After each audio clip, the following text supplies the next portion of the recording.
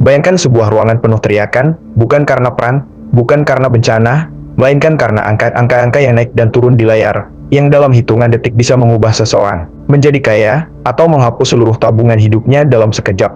Disinilah, di lantai bursa yang bising dan penuh tekanan, triliunan rupiah berpindah tangan setiap hari, dari satu angka orang lain, dari satu negara ke negara lain, tanpa ada barang yang berpindah, tanpa ada produk yang dikirim, hanya kepercayaan yang bergerak, hanya ekspektasi yang diperjualbelikan. Namun, pernahkah kamu berhenti sejenak dan bertanya, dari mana semua ini berasal? Mengapa manusia menciptakan sebuah sistem di mana potongan kertas, atau kini sekadar angka digital, bisa mewakili kepemilikan atas sebuah perusahaan raksasa? Mengapa seseorang yang tidak pernah menginjakkan kaki di pabrik bisa memiliki bagian dari pabrik itu? Mengapa harga sebuah saham bisa naik bukan karena perusahaannya tiba-tiba lebih baik, melainkan hanya karena lebih banyak orang yang percaya bahwa harganya akan naik? Siapa yang pertama kali berpikir bahwa kepemilikan bisa dipotong-potong dan dijual kepada ribuan orang sekaligus?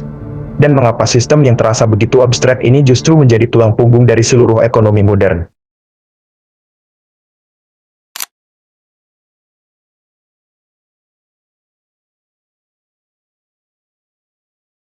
Pasar saham hari ini adalah salah satu struktur paling kompleks yang pernah diciptakan manusia. Setiap hari, bursa-bursa besar di seluruh dunia, dari Wall Street di New York, London Stock Exchange di Inggris, hingga Bursa Efek Indonesia di Jakarta, memproses transaksi senilai miliaran hingga triliunan dolar. Jutaan investor, dari individu biasa hingga dana pensiun raksasa, membeli dan menjual kepemilikan atas ribuan perusahaan yang beroperasi di seluruh penjuru bumi. Namun, sistem yang terasa sangat modern dan sangat canggih ini sebenarnya tidak lahir dari teknologi komputer, tidak lahir dari algoritma perdagangan otomatis, dan tidak lahir dari pemikiran para ekonom abad ke-20. Pasar saham lahir dari sebuah masalah yang sangat sederhana dan sangat manusiawi, yaitu bagaimana cara membiayai sesuatu yang terlalu besar dan terlalu mahal untuk ditanggung oleh satu orang saja. Dan jawabannya, yang ditemukan berabad-abad lalu di sebuah kota pelabuhan di Belanda, mengubah seluruh cara manusia membangun kekayaan, mengelola risiko, dan mengorganisir perekonomian dunia.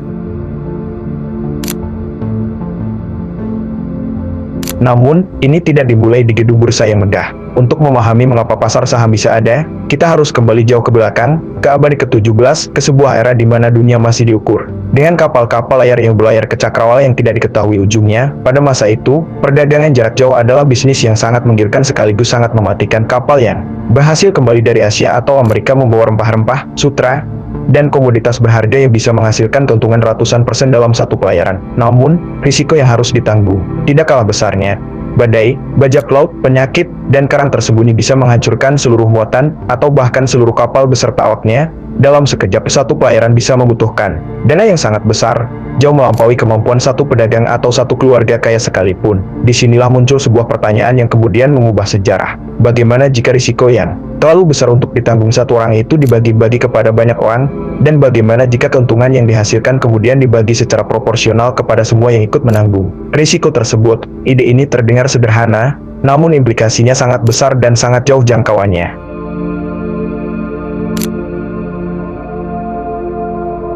Pada tahun 1061, sebuah lembaga yang kemudian mengubah wajah perekonomian dunia resmi berdiri di Belanda, namanya Verenigde Oost-Indische Compagnie, atau yang lebih dikenal dengan singkatannya yaitu VOBS, yang dalam bahasa Indonesia berarti Perusahaan Hindia Timur Belanda. VOBS bukan sekadar perusahaan dagang biasa, ia adalah entitas yang untuk pertama kalinya dalam sejarah manusia menawarkan kepemilikan kepada publik umum dalam bentuk yang bisa diperjualbelikan. Caranya begini, untuk membiayai ekspedisi perdagangan jarak jauh yang sangat mahal, VOBS tidak hanya mengandalkan modal dari pendirinya. Mereka menjual bagian-bagian kecil dari kepemilikan perusahaan kepada siapapun yang bersedia membeli. Setiap orang yang membeli bagian itu, yang kemudian kita kenal sebagai saham, secara otomatis menjadi pemilik sebagian kecil dari VOBS, dan sebagai pemilik, mereka berhak atas sebagian dari keuntungan yang dihasilkan perusahaan itu. Namun, mereka juga menanggung sebagian dari risiko kerugiannya. Konsep ini memiliki dua keunggulan yang sangat revolusioner untuk zamannya. Pertama, perusahaan bisa mengumpulkan modal yang jauh lebih besar dari yang bisa disediakan oleh satu investor tunggal manapun. Kedua, risiko yang sebelumnya harus ditanggung penuh oleh satu pihak kini tersebar ke ratusan bahkan ribuan pemegang saham. Jika sebuah kapal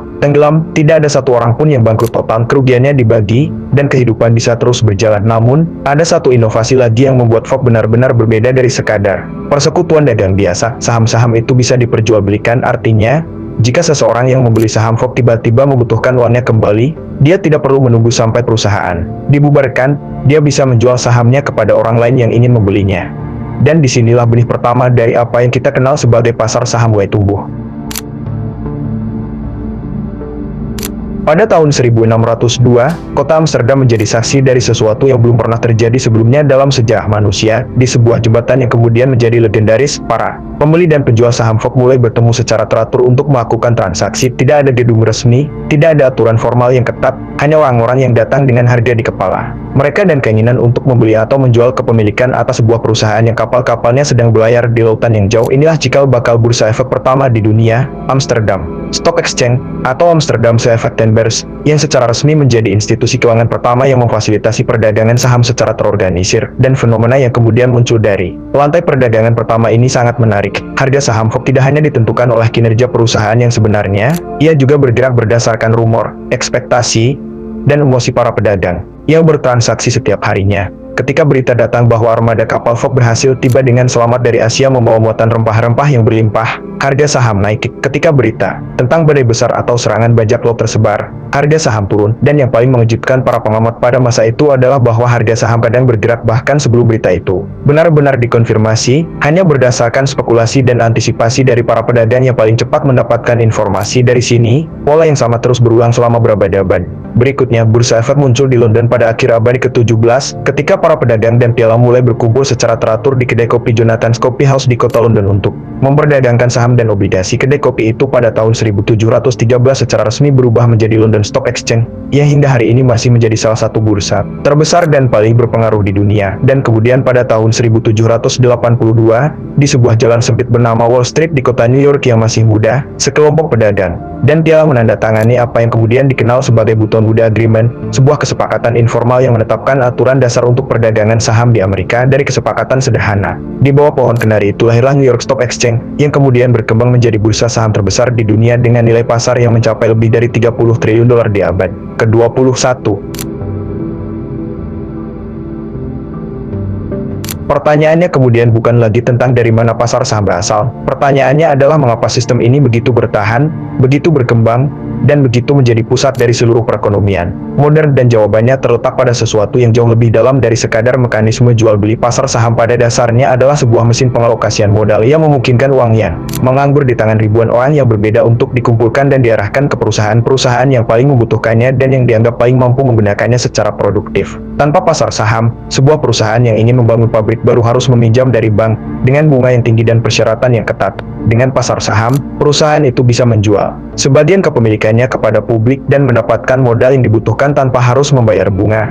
Dampaknya terhadap perkembangan ekonomi dunia sangat besar dan sangat nyata. Revolusi industri di abad ke-19 sebagian besar dibiayai oleh pasar saham, yang memungkinkan pembangunan jalur kereta api, pabrik baja, dan infrastruktur besar lainnya yang mengubah wajah peradaban manusia. Perusahaan-perusahaan teknologi yang membentuk dunia digital abad ke-21, dari Apple hingga Google, dari Amazon hingga Nvidia, semuanya menggunakan pasar saham sebagai salah satu instrumen utama untuk mengumpulkan modal dan mendanai pertumbuhannya. Namun, pasar saham juga membawa dimensi lain yang tidak kalah pentingnya. Ia menciptakan sebuah sistem di mana hampir siapapun, bukan hanya orang kaya, bisa ikut serta dalam pertumbuhan ekonomi. Seseorang dengan modal kecil bisa membeli saham perusahaan besar dan menikmati sebagian dari keuntungan yang dihasilkan perusahaan itu. Konsep yang pada abad ke-17 hanya tersedia bagi pedagang kaya Amsterdam kini tersedia, setidaknya secara teoritis, bagi siapapun yang memiliki akun investasi dan koneksi internet.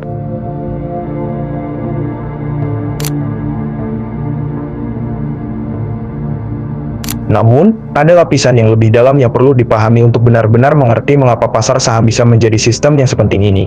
Dan lapisan itu berkaitan dengan sesuatu yang sangat fundamental tentang bagaimana manusia mengelola ketidakpastian. Setiap bisnis, sekecil apapun, menghadapi risiko bahwa produknya tidak laku, risiko bahwa kompetitornya lebih kuat, risiko bahwa teknologi berubah dan membuat bisnisnya menjadi usang. Sebelum pasar saham ada, risiko-risiko itu harus ditanggung penuh oleh pemilik bisnis. Kegagalan berarti kehancuran total.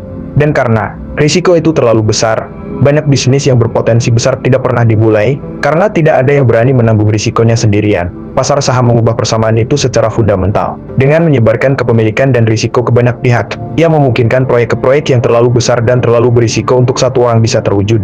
Dan dalam jangka panjang, kemampuan untuk mengambil risiko yang lebih besar ini berarti kemampuan untuk berinovasi lebih jauh, membangun lebih besar, dan menciptakan nilai yang lebih banyak. Ada juga mekanisme lain yang sangat penting dan sering tidak disadari. Harga saham Dalam kondisi pasar yang berfungsi dengan baik, adalah mekanisme agregasi informasi yang sangat efisien. Ketika jutaan investor dari seluruh dunia, masing-masing dengan informasi dan analisis yang berbeda, secara bersamaan memutuskan apakah akan membeli atau menjual saham sebuah perusahaan, harga yang terbentuk mencerminkan konsensus dari seluruh pengetahuan dan ekspektasi yang tersebar di antara semua pelaku pasar itu. Tidak ada satu orang atau satu lembaga pun yang bisa mengumpulkan dan memproses semua informasi itu sendirian. Namun, pasar melakukannya secara otomatis, setiap detik, setiap hari. Yang tidak banyak disadari adalah bahwa sistem ini juga memiliki kelemahan yang sangat serius dan sangat inheren. Karena harga saham tidak hanya mencerminkan nilai fundamental sebuah perusahaan, ia juga mencerminkan emosi, ketakutan, dan keserakahan dari jutaan manusia yang menjadi pelakunya ketika rasa takut mendominasi, harga bisa jatuh jauh di bawah nilai sebenarnya. Ketika euforia menguasai, harga bisa naik jauh melampaui logika. Inilah yang menciptakan gelembung-gelembung finansial yang kemudian pecah dan menghancurkan kekayaan jutaan orang, dari Saudi bubble di abad ke-18, hingga krisis finansial global tahun 2008 yang hampir meruntuhkan seluruh sistem perbankan dunia.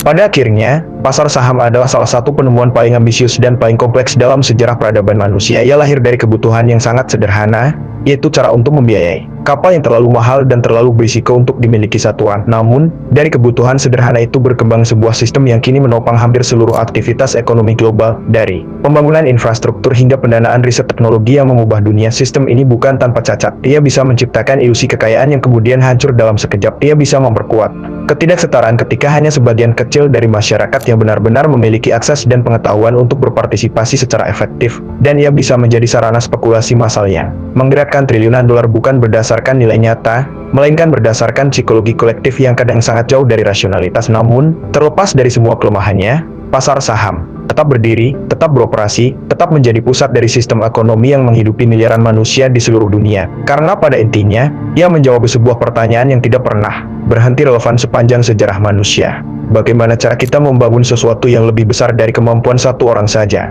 Jawabannya adalah dengan berbagi kepemilikan, berbagi risiko, berbagi keuntungan, dan dari keputusan untuk berbagi itulah sebuah sistem yang menggerakkan dunia lahir.